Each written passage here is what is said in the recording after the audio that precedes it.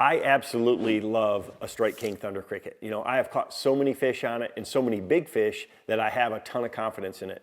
So when Strike King introduced the tungsten version of it, I was really excited to give it a try and see what the differences were. So first and foremost, if you look at the two side by side, the tungsten Thunder Cricket, it has a smaller blade to it. It's got a little bit tighter action, and with that tungsten head, it's more compact and dense, and they actually run deeper, you know, with that smaller blade and that heavier head size. So I became a big fan real quick. You know, it's a little more compact. It works really, really good in a lot of different situations. And now we have a brand new 3/4 ounce model. So it just allows me to fish a lot more depth ranges with it.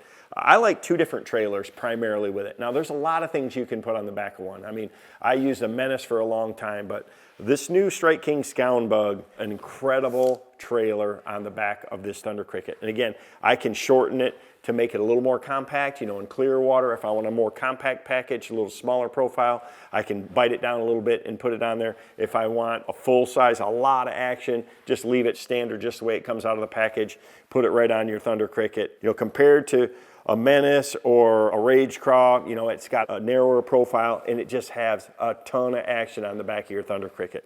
It does provide some lift to it, so it's going to ride a little higher. So if I'm trying to fish it shallower, a lot of cover and things like that, that's typically when I use that.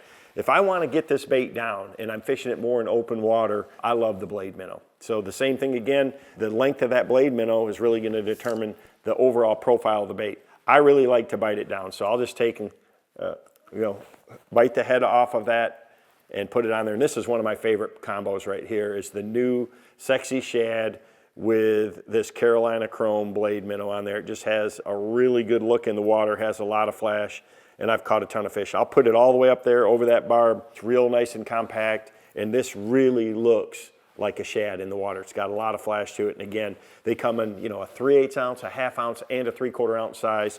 I like to fish it on this setup right here. So this is a Mark Zona Signature Series. It's a Jig Ocho rod, but it's a 7.3. It's got the perfect balance of softer tip to it, but still a lot of backbone that I can fish this around targets. It's great for accuracy. I can skip boat docks with it. I've got it rigged on a Custom Pro right here. If I am skipping docks, I'm going to put it on a Pro SP. There's no better reel for skipping than the Pro SP, but more often than not, I'm fishing it around open water. But if I do come to a target, I've got the best of both worlds.